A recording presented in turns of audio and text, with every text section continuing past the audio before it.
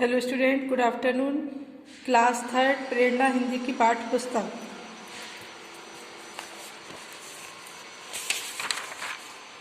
हम पाठ 3 जंगल में जनता राज की रीडिंग कर रहे थे।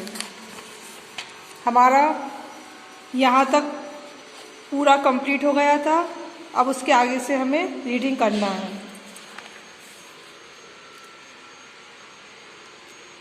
शेर ने जब देखा कि जुलूस में हाथी, चीते और भालू जैसे बड़े जानवर भी हैं, तो शेर सकते में आ गया। उसे देख सब जानवर खिलखिला हंस पड़े। असल में बात यही थी कि शेर दहाड़ा तो जोर से था, परंतु जंगल के जानवरों की सम्मिलित आवाज़ के सामने उसकी आवाज़ बिल्ली की म्याऊं की तरह बनकर रह गई। अपनी यह हालत देख शेर मन ही मन शर्मिंदा हो गया। वह बिना कुछ बोले चुपचाप अपनी गुफा में घुस गया। इधर जब चंचला लोमड़ी ने शेर की यह दशा देखी तो उससे रहा नहीं गया। कुछ भी हो, कल तक उसका राजा शेर ही था। शेर के खिलाफ जानवरों की मंशा की बात चंचला शेर को बताना चाहती थी।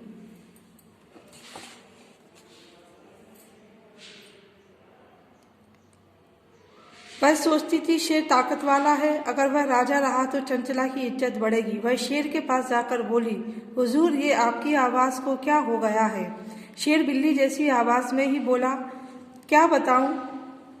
आज तक मैं अपने को अकेला नहीं समझता था, लेकिन आज सभी जानवरों को एक होते देखा।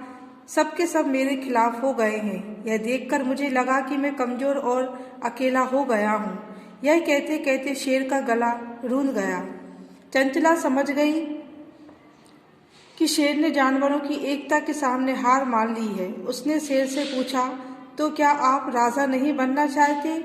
शेर ने कहा, चंचला, राजा कौन नहीं बनना चाहता, लेकिन अब मेरी आवाज़ कमज़ोर हो गई है। फिर सभी जानवरों में एकता भी हो गई है। शायद अब वे मेरा अत्याचार सहते सहते तंग आ चुके हैं। शेर की बात सुनकर चंचला को हंसी आ गई। अपनी हंसी दबाकर वह बोली, महाराज, आप बहुत समझदार हैं, वक्त की चाल समझते हैं। अच्छा हो, अब आप राजकाज छोड़कर जंगल की किसी गुफा में बैठकर भजन करें। इधर सब जानवरों को चंचला की खबर लग गई थी कि वह शेर की गुफा में पहुंची है। सभी जानवर उससे नाराज थे। आज सभी चंचला की धुनाई करना चाहते थे। जैसे ही वह गुफा के बाहर आई, सभी जानवर एक साथ चिल्लाए, मारो मारो, यह धोखेबाज चंचला भागने ना पाए।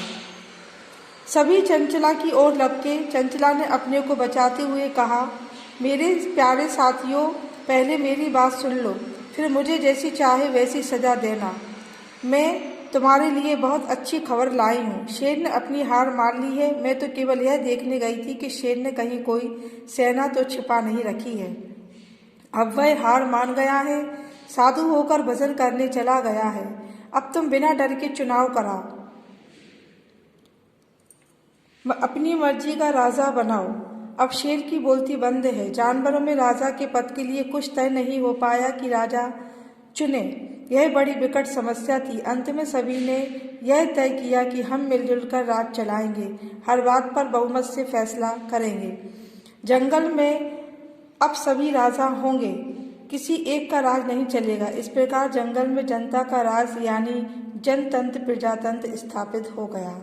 इस पाठ को पढ़ने से हमें क्या शिक्षा मिलती है? तो सभी स्टूडेंट सुनेंगे कि इस पाठ को पढ़ने से हमें यह शिक्षा मिलती है कि हम एकजुट होकर ही अत्याचारों का सामना कर सकते हैं। अत्याचारी शासक को चुनाव के द्वारा हटाकर ही उसके अत्याचारों से छुटकारा पाया जा सकता है। Okay student, and good bye.